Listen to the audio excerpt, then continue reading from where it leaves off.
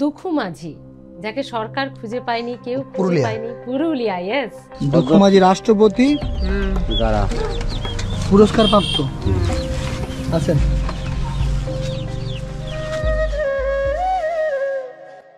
যে মানুষটা পুরুলিয়া ডিস্ট্রিক্টের গর্ব, সেই মানুষটা যে রাষ্ট্রপতি পুরস্কারটা, যে পুরস্কারটা ওনাকে দিয়েছে, ওই পুরস্কারটা কোথায় রেখেছে বুঝতে পারছেন?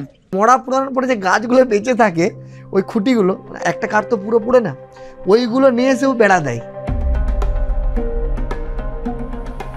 ছোট থেকে প্রতিবাদী ছিলাম, প্রতিবাদী মানে চোখের সামনে আপনি ভাবেন যে কিছু একটা ঘটতে দিচ্ছে, সেটা অন্যায় মনে হচ্ছে নিজেকে, তো সেটা থেকে এড়িয়ে যেতে পারতাম না। চেম্বারে ঢোকার সময় একদম লেখা আছে 300 টাকা ভিজিট, আর 4-5 জন এখনো পেশেন্ট বসে আছে, মানে 4-5 জন এখনো পেশেন্ট বসে আছে, মানে এখনো আধ ঘন্টা লাগবে। ওরকম করতে করতে ডাক্তার হঠাৎ করে ছুটে দিয়েছে। ভালো কন্টেন্ট হলে সিনারির দরকার নেই, ভালো ক্যামেরার দরকার নেই। তো ওই ভিডিওটা তখন কত মিলিয়ন ভিউ হয়েছিল, মানে তখনকার যুগে প্রত্যেকটা মানুষ দেখার পরে মানে পুরো সিস্টেমটাই বদলে গেল।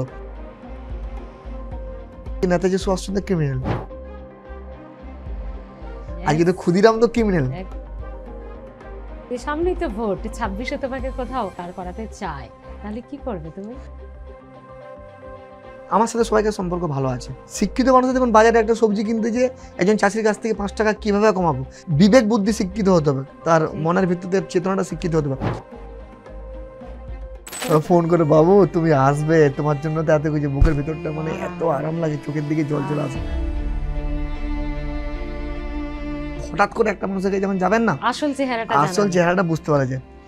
2 মাসের বাচ্চাকে কোলে নিয়ে পড়াচ্ছিল, মানুষটাকে নিয়ে মিথ্যে অপপ্রচার করছো। আমি আপনাদেরকে টাকা দিয়ে দেবো, বই খাতা দিয়ে দেবো, স্কুল দিয়ে দেবো, আপনারা প্রতিদিন আসতে পারবেন একটা জায়গাতে। মালতী মুর্মুকে নিয়ে সরকারি কোনো আধিকারিক, সরকারি কোনো মানুষ বিরোধিতা করেন। আপনাদের স্কুলে কেন এই বাচ্চাগুলো পড়তে আসে, তার 3টে কারণ আমি বলে দিচ্ছি। একটা টিনের বাড়ি বানিয়ে দিলাম, নিজেই কাজে লাগে, নিজেই কাজে লাগে, ফিতে ফিতে কাটা হয়, ওনারাই নিজের বাড়ি নিজেই উদ্বোধন করে। এবং বুড়ি ঠাকুমা দিদারা তো মানে অসাধারণ, ওই যে হাসি,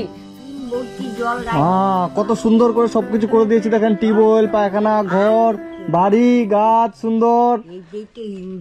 এটাই হিংসা করে না, যত হিংসা করে তত ভালো। আজকে এবার হরে কৃষ্ণ করে নাস্তা হয়ে যাবে। ঈশ্বরচন্দ্র বিদ্যাসাগরকে আমরা চিনি কিভাবে? ফেসবুকের মাধ্যমে।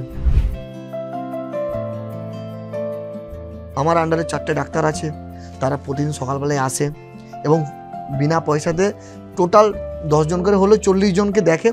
এবং প্রথমেই আসবে, তাকে মা ভালো আছেন, একটু গল্প করবে, একটু প্রণাম করবে, তারপরে তার ট্রিটমেন্ট, মানে সে যেন তার কথাতেই অর্ধেক ভালো হয়ে যায়।